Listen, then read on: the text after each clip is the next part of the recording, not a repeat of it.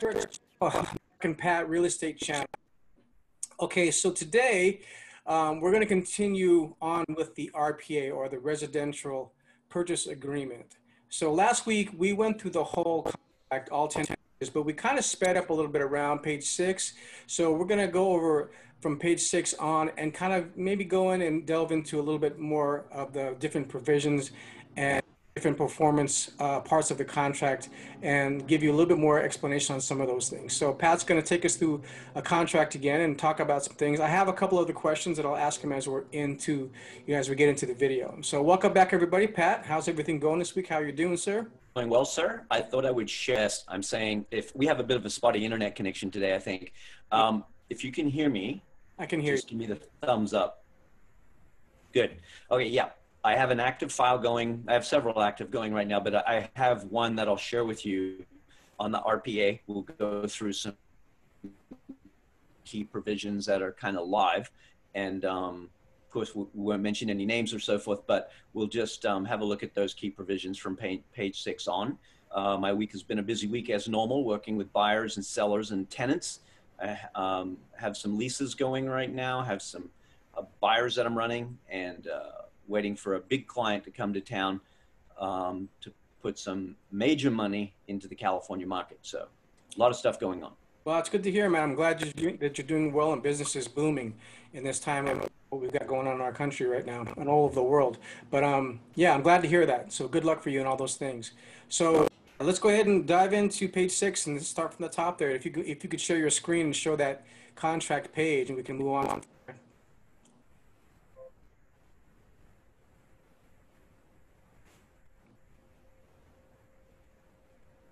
Okay, so here we are. We will scroll down.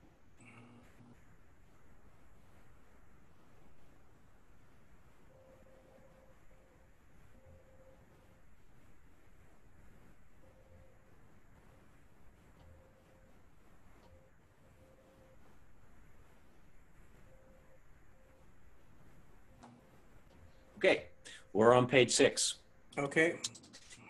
Now, key provision here, the first one we start with is the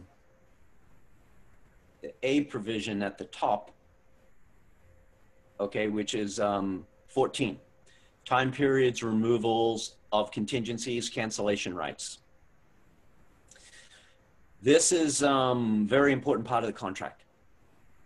So it tells us in 14A that the seller has 7 days. Now the contract defaults, I put my cursor here, it defaults to 7 days, okay?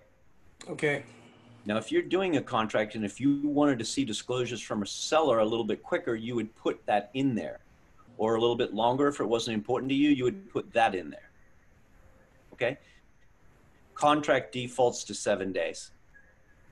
So it says, seller has 7 days after acceptance to deliver to buyer all reports, disclosures, and information for which seller is reasonable under paragraphs 5, 6, 7, 8B, 5, 10A, B, C, and F, 11A, 13A. If by the time specified seller has not delivered any of such items, buyer, after first delivering to seller a notice to perform, which is that NSP, may cancel this agreement. So basically all of those reports that we're referring to in 5, 6, 7, 8B, and 5 are any property specific disclosures that the seller has to give you. One being SPQ, seller property questionnaire, another one being transfer disclosure statement, another one would be natural hazard disclosure, another one could be termite report, anything within those provisions, okay? So just states that the seller has 7 days to do that. Now, one of the key ones that sometimes is a challenge for a seller to get to us within 7 days would be HOA docs.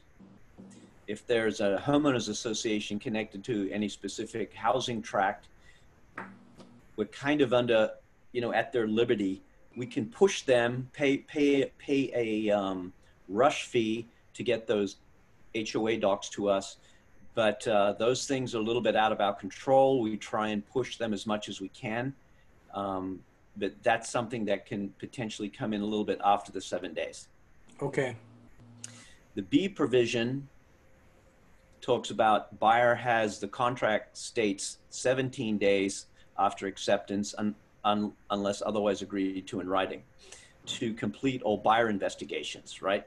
So buyer investigations would be a third-party building inspection, could be termite report, could be a mold inspection, could be a geotechnical inspection, anything, basically anything, any report a seller wants to do on that property, right? He has 17 days to do it per the contract default, but in this case, you can see I put in a 10 there. I just said to this seller, we'll be able to get all of those things done within 10 days. We want to show you good faith that we're moving quickly.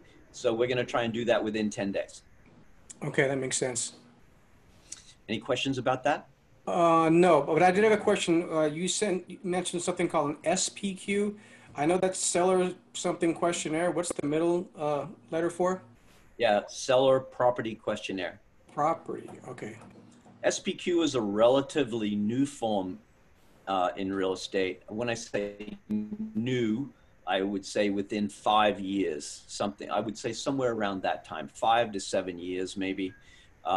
Was only the only one they used to give us was the transfer disclosure statement, which is the TDS. That was the big disclosure. The SPQ is just a little bit longer and a little bit more detailed. Okay, yeah. And Yes, but they don't mention the SPQ, so it must be fairly new that maybe in the writing of the book it wasn't there yet. But I'm glad you're mentioning it because you've mentioned it a number of times over our last couple of videos here, and I wanted to make sure I was clear on what that was. yes, yes. So that's what that is.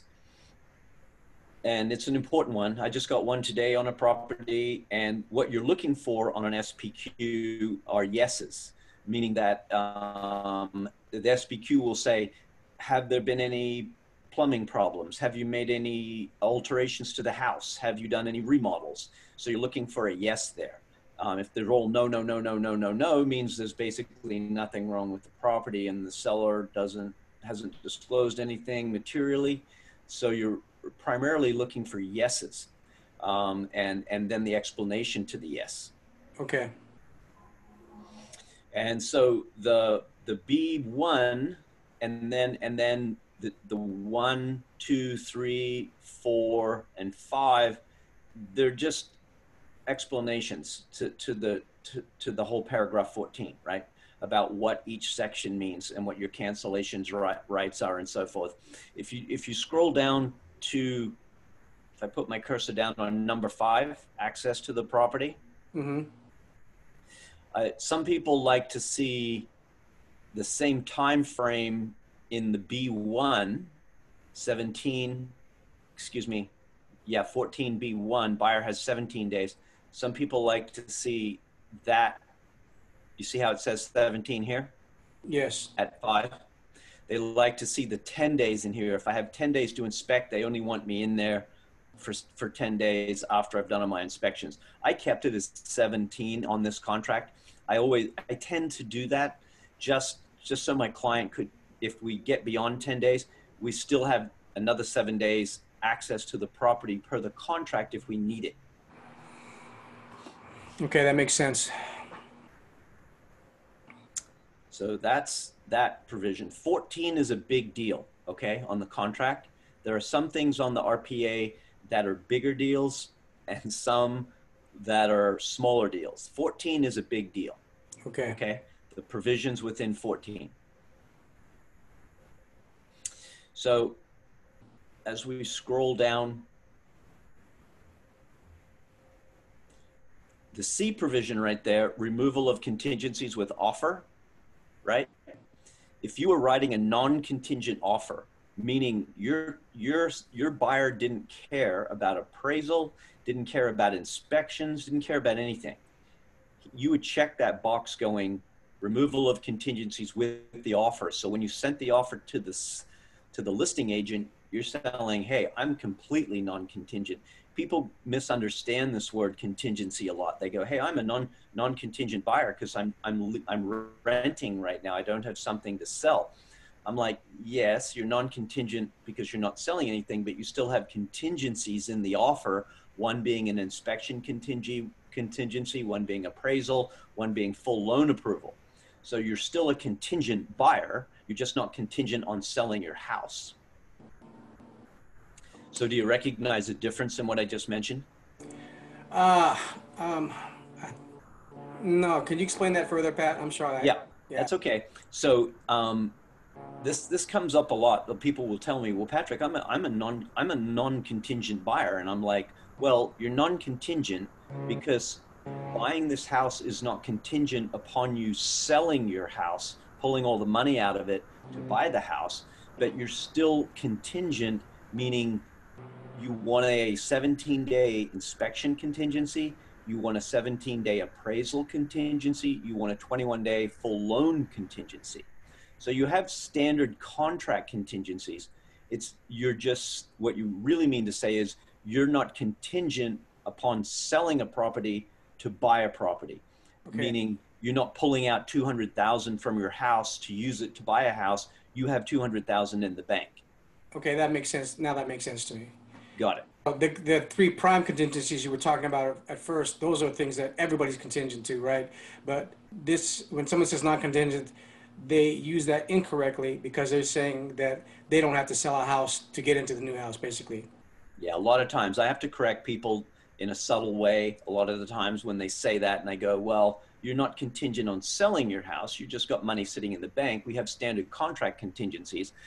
So, it's not like you're just going to send over a contract to a listing agent and go, hey, we don't care what's in that house. We want the house. I mean, I had an offer like that last year where the buyer just said, look, we're waiving our inspection rights. We're waiving everything. We're good to go. They just wanted this property. They knew it was highly competitive.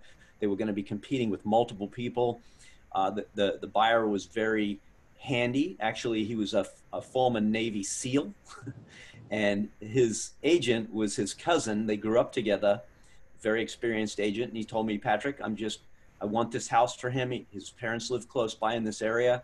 He's got to have it. He's very handy. No matter what he finds in there, he's good at fixing anything. You price the house right, we're good. Oh, okay. How often does that happen? Rare. Yeah, it sounds like it. Like I wouldn't want to, if I were buying a house, I wouldn't want to skip, all of those different contingencies because who knows? Maybe I got a termite problem and then, I buy the house and I'm stuck with this thing that's going to fall down in the air. Right, right. So Yeah, so it's all about any comfort level. kind of SEAL training is going to stop that. Yeah, exactly. Well, maybe he just had that mindset that no matter what, nothing stops him. Yeah, I think that is a SEAL mindset, but that's not good for buying a house with termite problems. Maybe not. Maybe not. Yeah, maybe not. Maybe not. Okay, so, well, okay, now that makes sense to me. Good. Thank you for explaining that. Yeah, that's really important to understand contingencies and how that works and what it means and how to use the right terminology. Because I hear stuff all the time that's wrong. It's right in some way, partially right, but just it's not completely right. It's just like a language I speak, right? I speak real estate fluently. So it's like if someone spoke Italian fluently, they would use the grammar correctly, they would know everything. It's like, Yeah, that's why I wanted to go over this again because I think that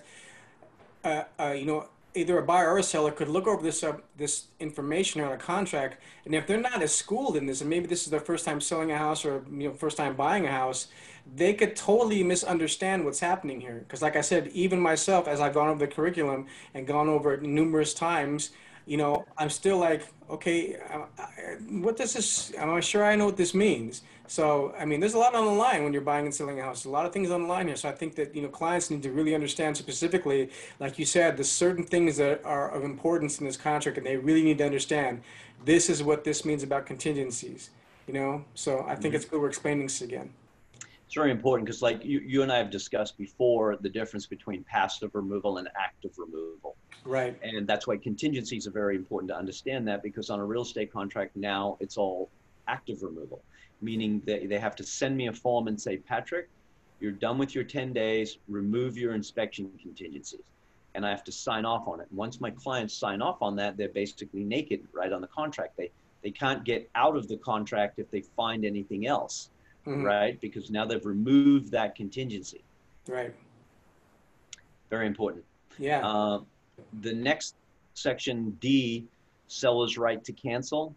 You know, seller's right to cancel buyer contingencies. If by the time specified in this agreement, buyer does not deliver to seller a removal of the applicable contingency or cancellation of this agreement, then seller, after delivering to buyer a notice to buyer to perform, which is called an NBP, may cancel this agreement. Basically, that's just what I told you about active removal and passive removal, right? The seller would have a right to cancel that buyer if they said your 10 days is up, we've sent you a notice to perform, you haven't removed it, you have to remove it in a timely manner, which is 24 hours. You need to remove it. But in this case, if we scroll down to here, a little bit lower, it says at least 2 days, right? If they wanted to do 24 hours, like I just mentioned, they would have to have that in. So if they hit me with a notice to buyer to perform, I have 2 days to remedy that or remove that. Pat, let me ask you a question.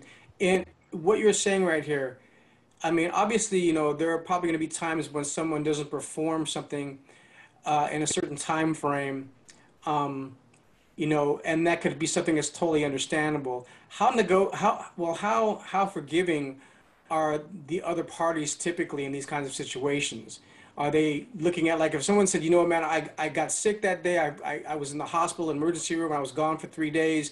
I'm sorry. I meant to get this done. I mean, are people pretty understanding of those kind of situations? Or are there some times where you've got like multiple offers happening on something and like, you know what, we could have sold this house 3 days prior to what happened to you. I'm sorry what happened to you, but I'm sorry, we're still going to proceed with the MVP, and we're going to quit this. We're going to, cancel the agreement. Right. All of the above. Ah, wow. Okay. It's not one size fits all. You're dealing, it just depends who you're in a deal with and the relationships you have with that person.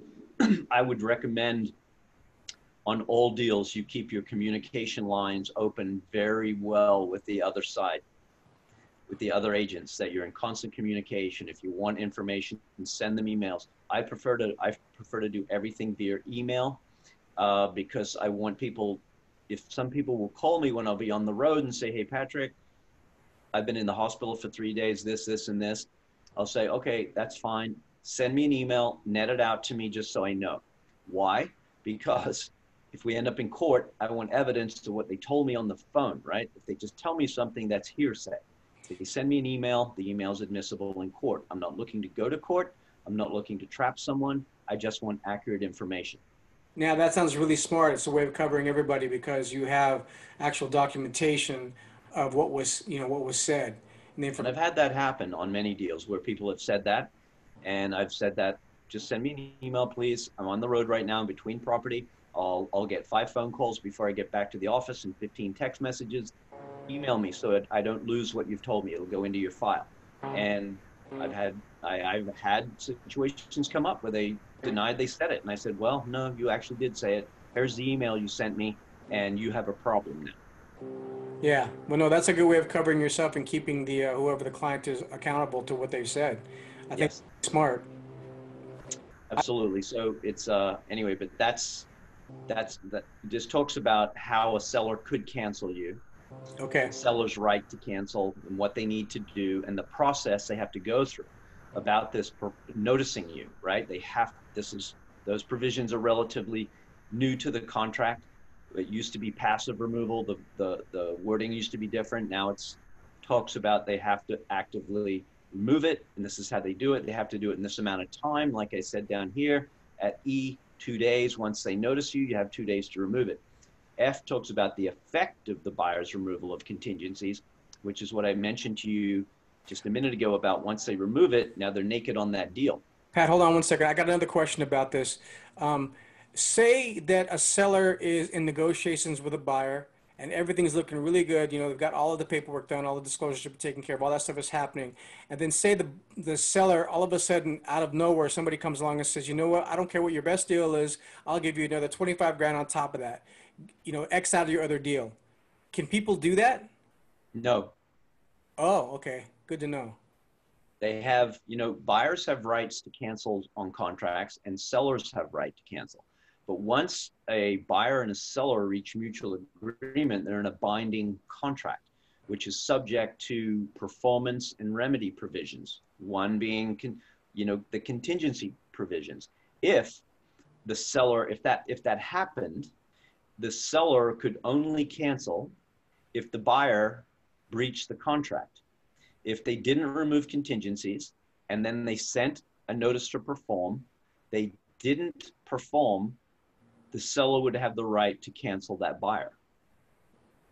Okay, so wow, but I would imagine that's probably happened in your career sometime, right? Where someone like, Pat, I just got an offer, this amazing offer from someone, I mean, let's even sweeten the scenario even more and say that they were going to do a cash deal and it was going to be above, what they were getting from this other party. I mean, I'm sure it happens, right? It's got to be something that's happened. I'm sure it does. I'm trying to rack my brain, and I can't think of anything that jumps at me. I have thousands of real estate stories in my head, and I'm trying to think about if that ever happened to me on a listing.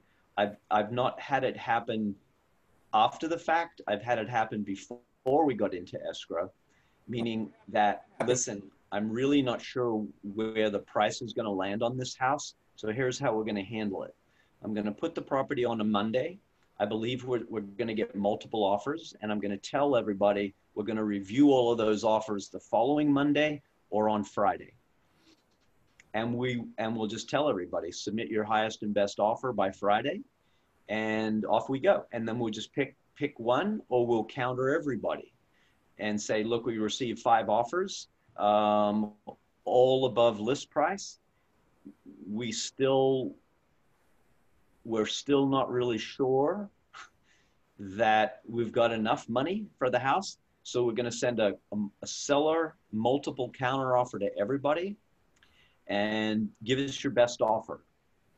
And then after that, all 5 of them or one of them, the other 4 of them might say, well, we gave you our best offer. The other one might say, okay, we're going to increase it a little bit. I'll get back to you. And they may increase it at that time. But typically that happens before you get into escrow, not after the fact.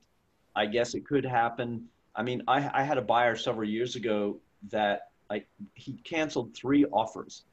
I had him in 3 different deals. He canceled all 3.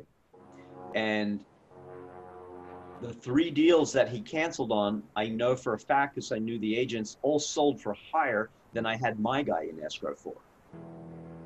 Huh. So it happens kind of like that. A deal will cancel, another buyer will jump in, but not like, oh, I'm waiting for somebody. I'm going to try and cancel this guy, whatever I can do, because I know I got another guy behind me for 20 grand higher or 40, 50 grand higher, whatever it is. I'm sure it happens. It just hasn't happened to me that way. Well, what happens if someone does make an offer like that, and say your seller is like, rejecting the offers? I mean, I'm wondering, because I read something recently that talked about that, where it says that if the seller, I mean, and it really has to do with what kind of listing agreement you have, not a listing agreement, but what's the what's it called? Where when you are signing as the agent with this person, or they're signing with you, you have a certain type of agreement with them to be their representative. Gosh, I'm losing the terminology right now. Are you talking about agency? Yeah, like the agency that you have with someone, so you have a certain amount of it, where it's an open contract or open agreement, or it's a specific gosh, I'm losing the terminology. I'm so sorry, Pat. It's okay. But You know, when basically, if you were in a contract, if you were the listing agent, you would have you would have an agency agreement as a listing agent with the seller. If I was representing the buyer, I would have a buyer's agency with the buyer, right? If I was a listing agent and I had the buyer as well, I would have a dual agency. So I'd be operating on both sides of the fence, on the seller side and on the buyer side of the fence. So I'd be in a dual agency capacity. It happens. I've been there quite a few times. Mostly I'm on one side of the fence or the other side, and that's more standard deal. Okay, but when you're doing that, there's an open way of doing that and an exclusive way of doing that, like exclusive right to sell. You as the agent have that exclusive right to do that, right? So that entitles you to certain kind of like provisions as far as what the, what the seller can expect from you, and also how they cannot, deny you getting your percentage fee. So what I'm saying is, my question goes back to, if the seller has offers that all meet what they wanted as far as the price they wanted, but they somehow reject them, aren't you still due your fee somehow? Yes. And I exclude. mean, if they, I mean, you could go after them if you've delivered to the seller a buyer for the price he wanted, the terms he wanted, and then he didn't sell, and you had an exclusive right to list and sell his property, Hmm. and he rejected it, you could say, I've delivered to you a ready, willing, and able buyer, which is what they refer to in real estate, ready, willing, and able, Okay. and you're rejecting it. So if you want to reject it, you still owe me a commission. Okay, now is that the typical arrangement you have with clients? Is that you have that exclusive right to buy or sell which one you're working with? Yes, Or way that it works for most people? yes, I read something about an open relationship like that, where they can hire as many agents as they want to try and sell their house or buy houses, and they can yeah, also sell their house themselves. And if that happens, that agreement seems to be kind of sketchy, because that means that if it sells any other way and you've done all this work, you don't get paid. right. Yeah, So you'd never really want that. It doesn't come up much. okay, so it's typically what you said, an exclusive right, Correct. relationship that you have with the buyer or seller. Hmm. Okay. Yeah, I mean, exactly. The other way is completely speculative. I mean, you say, okay, I'll take an open agreement with Mark and Patrick and these other three guys, and whoever brings the first guy wins. I mean, why would you want to start spending money on something like that? Yeah, it sounds like a waste of time. Waste of time. Okay. Okay. Good. Um, So let's continue. anyway, number F here talks about effective buyer's removal of contingencies. What happens once you remove your contingencies? Okay, that's very important to know, because I just refer to that as being naked on the contract, right? I Okay. have no way out of that contract now. Once I remove all my contingencies, inspection contingency, appraisal contingency, full loan approval, I have no way out. That buyer is buying that house, or if he doesn't, he's going to lose his deposit. Okay, I'm not sure if I like that naked metaphor you got going there, but I Yeah. I got a mental picture, and it kind of got a little creepy for me, just a little creepy. Yes, exactly. I understand completely. Love you, Pat. Don't get that wrong, but a little creepy. And so G here talks about close of escrow. Okay. Okay. And basically what that means, I mean, it's pretty self-explanatory. Okay. Effective, H is effect of cancellation of deposits, right? Hmm. It just talks about, what happens if you breach the contract, right? If you canceled within your rights, you get your money back. If you've removed all your contingencies and you're canceled, um, that's a problem, because the seller then has a right to go after your deposit, as a remedy for a breach of contract. And because he's had his property off the market now for 17 days, 20 days, however long, he's lost to other potential buyers. Right. So he has a right to that deposit. Now, it's not automatic. Escrow is holding the money. Remember, escrow is the independent third party that holds the money and the documents for us during a deal. They will not release that deposit to that buyer unless they have mutual agreement in writing between both parties. Now, sometimes that can get hairy, but that's what would happen if the buyer 100% breached the contract, removed all contingencies. 2 days before he was going to close escrow, he decided to cancel. No, that seller's getting his money. Okay. Okay, that makes sense. So that means he's going to get the whole whatever the deposit was in, right? That's correct. Usually they cap it at 3%, but that's whatever's in escrow is what they go after, whether that's 10,000, 20,000, 30,000, that's what they go after. Okay. Page 7. So that's why you don't want to be naked, right? Right. That's why you don't. Exactly. Because you lose all your money. Lose all your money, man. Number 15 right there, final verification of property. We call this a VP. It says at the bottom down here of 15, VP. It's just a verification of property form. It's a final walkthrough. 5 days before we close escrow, we typically do a walkthrough 5 days before, because they would have done any repairs to the property. Hopefully by that point, we can verify condition. We can also verify if it was just an as-is sale, that the property was in the same condition that it was the first day we saw it. We want to make sure that there's no holes punched in the wall, doors ripped off, toilets in place, all of those sort of things. Okay. We're verifying that it's in the same condition. And that happens in 5 days, right? 5 days before we close escrow. Okay. 16 right there talks about repairs shall be completed prior to final verification of condition unless otherwise agreed to in writing. That's what I just mentioned. If we've asked for any repairs from the seller, we want to make sure they've done that prior to our final walkthrough so we can verify that they were done to the specifications that they set.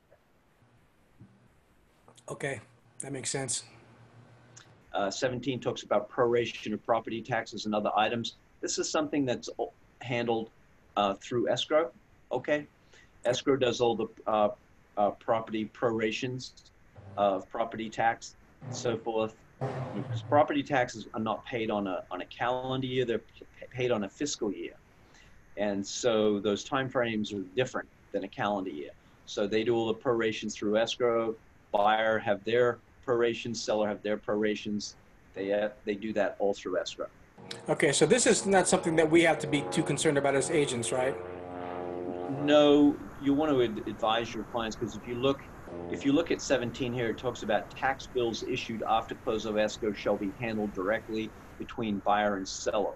Okay, Right. meaning that if they're sent to that person, they'll forward them to the new buyer, right? There's always supplemental tax bills after we close escrow. If a property 5 years ago sold for $1 million and now it's selling 5 years later for $1.4 million, there's going to be a $400,000 tax increase for the property tax assessor, and the property tax assessor will get notified that there was a sale of the property, and then they'll issue a supplemental tax bill after the close of escrow to the new buyer for the differential between $1 million and $1.4 million. And just talks about that. Okay. 18 talks about compensation to, seller and buyer both are applicable, agree to pay compensation to broker as specified in a separate written agreement between broker and seller to buy. Compensation is payable upon close of escrow, or if escrow does not close as otherwise specified in the agreement, broker and that seller or buyer. So it talks about that if there was a separate agreement, right? In most real estate transactions, the seller's paying all the commissions, whether it's a lease, whether it's whatever it is. Okay. So sellers pay commissions. Is it rare that it happens that brokers and sellers will split that? Very rare. Okay, so typically it's always the seller then. Right. But it does happen. There are deals where typically it's a bigger deal, multi-million-dollar deal type of thing. Okay. And I've seen it many times. There's a section on the MLS where when you close a deal, you're closing out that deal and the particulars around the deal. And if there's something like that happen where you drop the price, $500,000, but the buyer paid the commission of his agent to get that deal. I see that happen from time to time, but it's usually on multi-million-dollar deals. Okay, well, can you explain that a little bit more further? Yeah. So let's say a standard real estate commission is 6%. So Okay. typically how that's divided up is 3% to the listing agent and 3% to the buying agent. Okay. So a real estate deal can be structured a lot of different ways. A property may have been sitting on the market forever and ever and ever and ever and ever, and a seller positioned it a lower than fair market deal, and the seller said, "That's fine, I'll take that deal, but I'm not going to pay your agent. You're going to have to pay him." So if I'm going to drop the price $1 million and take a loss like that, then I'm not going to pay your agent $200,000 on some massive deal, right? Mm-hmm. You'll have to bring in the 200, you'll have to pay your agent's commission if you want to have him represent you. And so that seller may go, I'll give my agent 3%, but I'm not going to give him 3% because he didn't give me the price that I wanted. I'm agreeing to sell it at a massive loss. Let the buyer pay his own agent. I've seen that happen many times. Okay. But typically, like I said, typically I see that it's on $1 million deals. When I say multi-million, 5 million, 7 million, $10 million. Okay. Okay, that makes sense. How are we doing on time, Mark? We're about 30 minutes in. Okay. About 15 minutes. Good. Scope of duty talks about buyer sellers acknowledging their agents and so forth. Representation capacity. If one or more parties is signing this agreement in a representative capacity and not him herself as an individual, then the party shall so indicate in paragraph 3132, attach a separate representative capacity signature. Here's one of the provisions in the contract that I've never had happen. Okay, good. I was just about to ask you, how often does that happen? And you said no. Yeah. Okay. Next to never. It does happen every once in a while. I had a client one time, long-term client, Patrick, come and sell my house. Yes, her husband was a international golf course builder. He at that time was overseas in a foreign country. He couldn't sign any documents. He had to go into the embassy to get a power of attorney. That was something that happened to do some things like that. I mean, it was more detailed than what I'm going into, but it was a long story. But I've had it happen where people out of country to do things like that. Okay, that makes sense.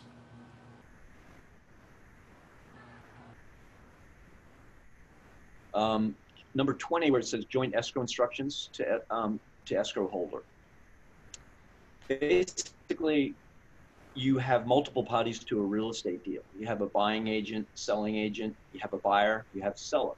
You also have an escrow company. The escrow company is an independent third party that handles all the documents and all the money.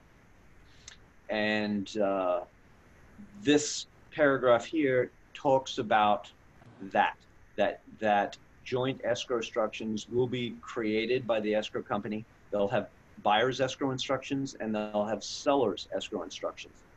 Okay. And they will generate those and deliver those to each party. And so this is a performance-driven part of the contract as well, right? It looks like this has to, whatever they're executing here has to be done in 3 days. Escrow, when they deliver their documents, they want them to be signed and come back to escrow in a reasonable amount of time. They try and hold you to these time frames. They don't. Now, could a deal get canceled because of it? I guess they have to get signed escrow instructions back, right? If a buyer's on a deal, a buyer has to sign all of those, their statement of information, the preliminary change of ownership report form, all of the escrow instructions. They have to acknowledge everything and sign it. They have to get it back in a reasonable time. So yes, it's subject to, I mean, if you can't get them back, you can't enter the information correctly. So it would be subject to cancellation if that didn't happen. But it doesn't happen. It typically doesn't happen. If a buyer is looking to buy a house, they're going to do everything a buyer does, right? We have a saying in the business that buyers that buy, they buy, meaning they do what's required of a buyer, right? If you tell them to sign something, they sign it. If you tell them to talk to a lender, they talk to the lender. They do what's required of them. Right. But these are like fail-safe provisions. If they don't do it, right, you can get rid of them. If for some reason they lose their marbles and you've got to be able to get them out of the contract, you could do it, right? You'd have capacity to do it. Lose their marbles. Yeah, that's another technical term. Oh, I like that. That's a good one.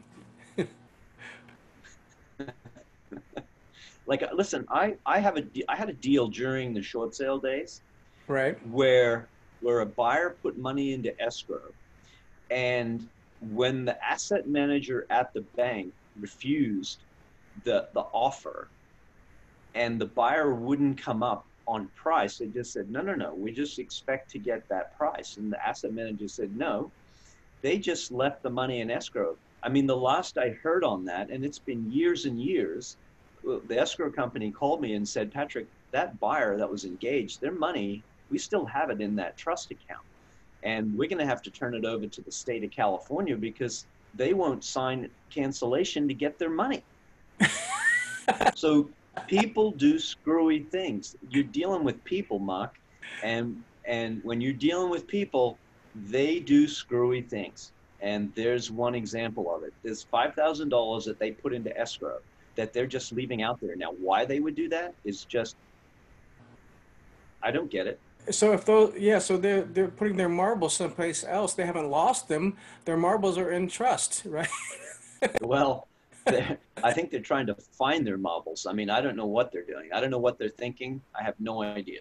That's crazy. Someone leaving $5,000 in a trust account when they can just get it out. Hmm. Just Yeah. get it out, right? Again, next section on 20 just talks about C, broker are a party to this escrow for the sole purpose of compensation pursuant to paragraph 8A, right? Meaning that we're not really a part of this deal. We bring someone to the deal in order to get paid, right? Mhm.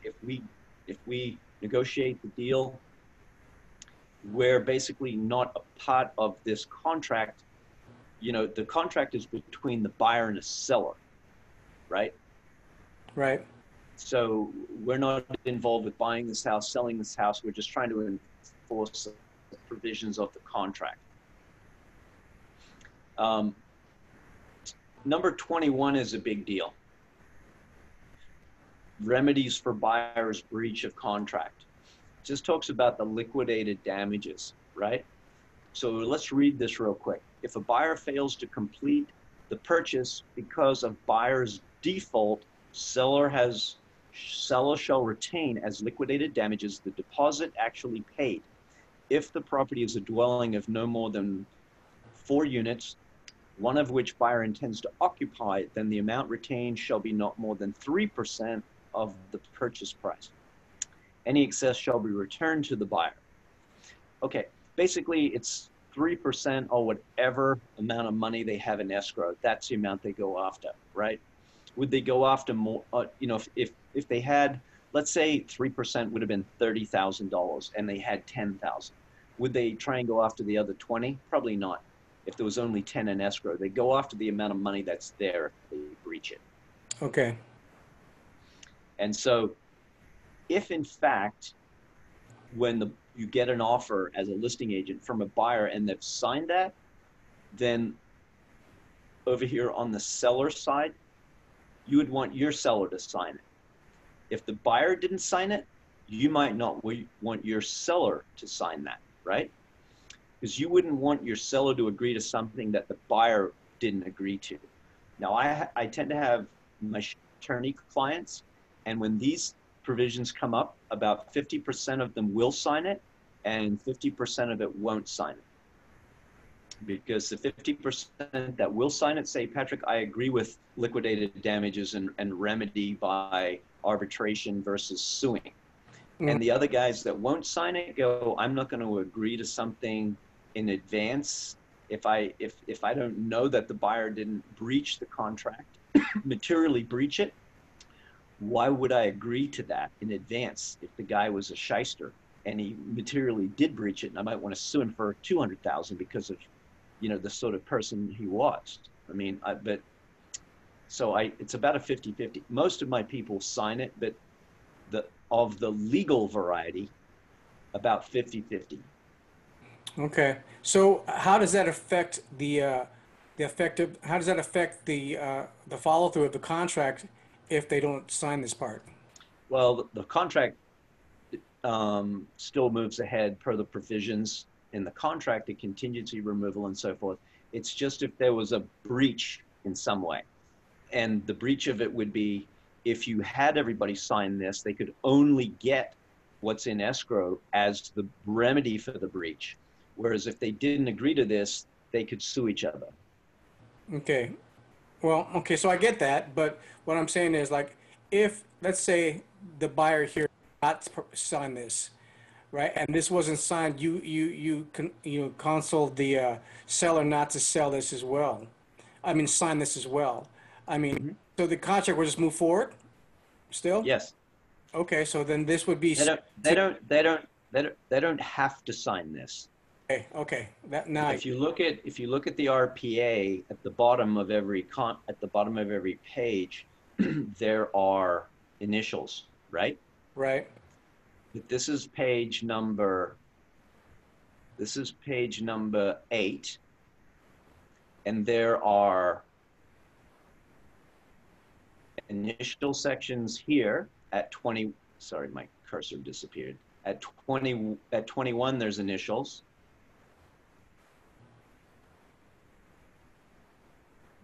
Then at 20, is that 22 or is it 21B? Yeah, so at 22, there are initials. And then at the bottom of the page, there are initials. So this page has 3 separate initial areas. It's the only page within the R.P.A. that has 3 separate initial pages. So if your buyer would have to sign the bottom of this page, but they don't have to sign at 22 or 21. And I'm just telling you, if someone doesn't sign at 22 and 21, it means they have no problem filing lawsuits, basically, because they would rather not mediate or arbitrate it. They would rather litigate. And like you said, those people are your people who are attorneys or in law some kind of way, so they feel more inclined to feel confident about going into litigation. Right. They're happy. They're happy fighting. Okay. All right. There's got a lesson in there somewhere. Yeah. So if we come down now to page 9, this is really kind of a definition page. It's not really the true definition page of it, but it's mostly definitions, okay? Okay. Where it talks about selection of service providers, multiple listing service, attorney's fees, assignment, equal housing opportunity, 28 terms and conditions of the offer, times of the essence of the entire contract, what that means. And it's in bold letters at 29, for example, it states, neither this agreement nor any provision in it may be extended, amended, modified, altered, or changed, except in writing, signed by buyer and seller. Okay. So once they sign this and they agree to the terms in this contract, it cannot be changed. It's now a binding contract. The only way you can change it is by mutual agreement. You know what? I was in hospital for 3 days, like you mentioned, and I want to extend my contingencies by 5 days. Will you allow me to do that, seller? Send me an addendum, and I'll have my seller sign it, and then we have an agreement. Then we have a change and an alteration in the contract. But until that takes place, no way. Okay. So basically, just really just describing any sense of terminology and things that are prior that have been written prior in the contract. It's the way of the contract explaining the contract, basically, right? Yes. And then also you said that, I mean, the modification thing I think is notable because you can add an addendum to this, but you have to have the right, or not right, but the acceptance on both parties, right? The buyer and the seller both have to accept the new addendum. We call it mutual agreement. Okay, mutual agreement. Mutual agreement between the parties, right? Right. Yes. Okay, sounds good. So we get down to 30. Here's the real definition page, or section, I should say. where it just nets out what acceptance means, right? Okay. What agreement means per this contract. CAR form, C-A-R. The C-A-R acronym stands for California Association of Realtors. Close of escrow is referred to as COE a lot. You have to get used to a lot of these acronyms when you work in real estate. Yeah, I'm realizing that. Excuse me one second, I'm getting a text from one of my clients.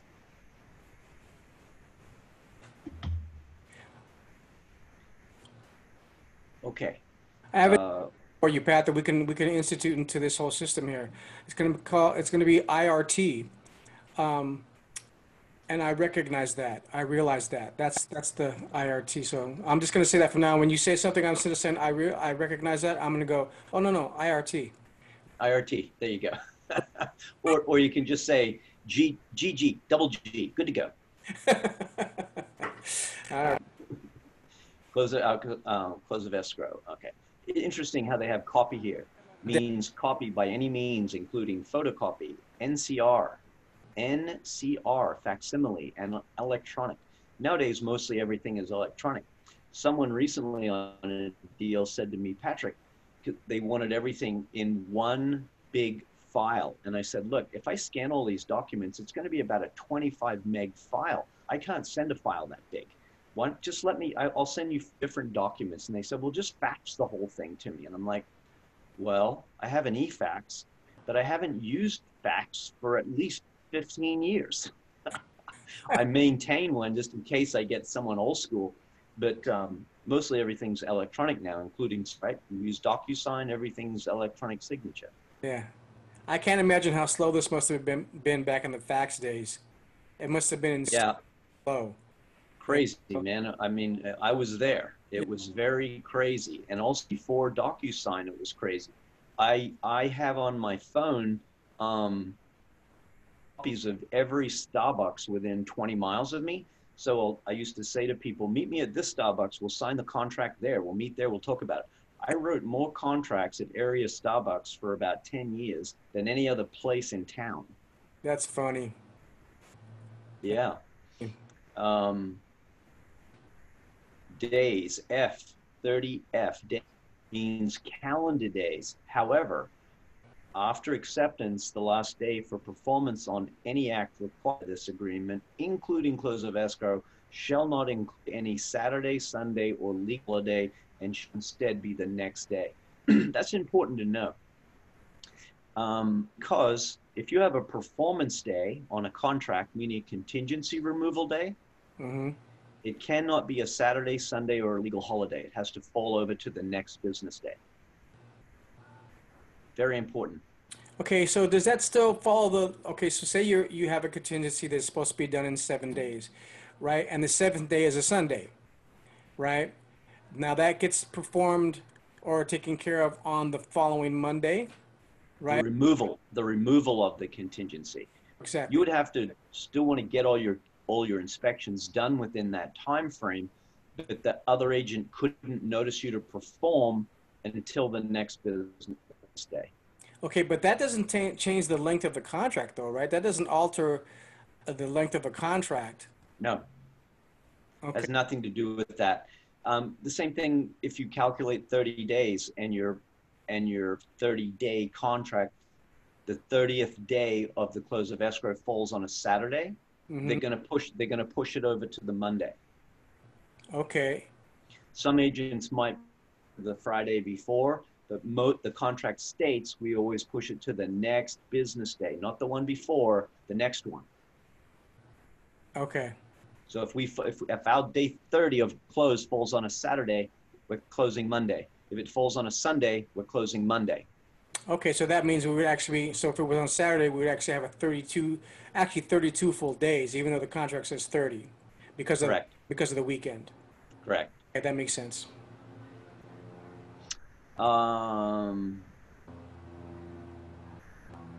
Days prior, pretty self-explanatory, what it means. Delivered, delivery. Man, if an attorney didn't write that, I would be shocked. No, define what it is. It's like, what? Okay. I mean, it? No, no. Define what it is. Yeah, or define what is. What? um, On first. electron. Yeah, funny. Electronic copy. Okay, big deal. See, these are some things are like, these are contract things. When I showed you what I refer to as a contract date net sheet, am I looking at these things? No. I'm focusing on the greater elements of the contract, contingency performance days. Those are the things. These again, this is just explanation definition. Okay. Um, law, what law means. Okay. Repair what that means. Okay. Expiration. Okay, here's something that's key. Page 30, paragraph 31, expiration of offer. So this is an offer that was sent and it expired. Once I send it, it says here, this offer shall be deemed revoked and the deposit, if any, shall be returned to the buyer unless the offer is signed by seller and a copy of the signed offer is personally received by buyer or by, usually my name would be in there, who is authorized to receive it by 5 p.m. on the third day after this offer is signed by buyer. So if this offer basically, once I send it to the seller, is good for 3 days. Oh, that's good to know. Unless I change in here, right here, Mm-hmm. unless I change in there the time, and down here the date. I might say 1 day. I want an answer back tomorrow, right? Or I want it back in 2 days, or I'll extend it to 5 days. But the contract defaults to 3 days. Okay, so what happens on the third day, on the fourth day, if all of this, none of this gets taken care of? If like certain things Contract's void. after that? Contract's void. Wow. Okay, it happens that fast, huh? Yeah, it's good for 3 days, and if they don't sign it for 3 days, it's void. You technically have to sign an extension agreement extending paragraph 31. Okay. And that has to get signed by both the buyer and the seller. So a lot of running around when these things become time dependent. Yes, it has a signature page from the buyers at the bottom of 31. On page 9, that's where the buyers sign the contract. All other pages are just initialed. Okay. And then the 10th page of the contract is where the seller signs. If you look at the top there, 32, seller's acceptance is subject to attached counteroffer, and that box is checked, and it says SCO. SCO stands for seller counteroffer. So they accepted this offer subject to a counteroffer, right? Okay. And this contract is everything is good in it, subject to any changes in the counteroffer. Okay. You understand that? Yeah. What kind of offer would the seller make? What kind of things are, are typical of a seller's counter? What would you think? Uh, I don't, He wanted $1 million for his house. What would a buyer likely to not agree with? or a buyer, or I thought this was for the seller. This contract is a buy contract to the seller. Right. And This so is the RP. This is the R.P.A. Remember? this provision is saying the seller is having let me say, hold on, let me read it again. So subject to attach counter offer. Right. So, like I just said, just listen for a second. You said what would likely be on that counter offer, right? Right. And I said to you, this is RPA, so it's an offer from a buyer to a seller. Right. His house was $1 million. What would be the most likely thing that the buyer would disagree with the seller from? Oh, with the price. Right. So probably the seller counteroffer countered with a higher price. The buyer either agreed with his price or he didn't. And he likely came in lower, and the seller gave him a counteroffer and said, yes, I'll take this offer subject to a higher price that's on the counteroffer. Okay. Or if he gave him the price, it could be subject to a shorter contingency time frame, a shorter inspection time frame. Okay. There's some material change on that counteroffer. There's something about this offer he didn't like, and he wanted something a little different. In this case, it was price, right? And that was basically it. It was just a little more money. Okay. Well, this makes sense. So this is probably always going to be checked then, right? Not always. Oh, A lot. You know, if your buyer agrees with the seller and gives him his price, and gives him reasonable terms on inspections and contingencies, there may be no sell counteroffer at all. oh, okay. But it's again, but to your point, it could be checked a lot of the time. If certainly if you're working with buyers and they're putting, you know, obviously lower than the list price offers out there, right? You were talking about that one deal you had going that you had multiple, like I think you said it with 12 different people coming and offering on the same property. So Yes. imagine that seller contract on every single one of those, this was checked for sure because there's so many different offers he has to field and figure out how to counter all of those.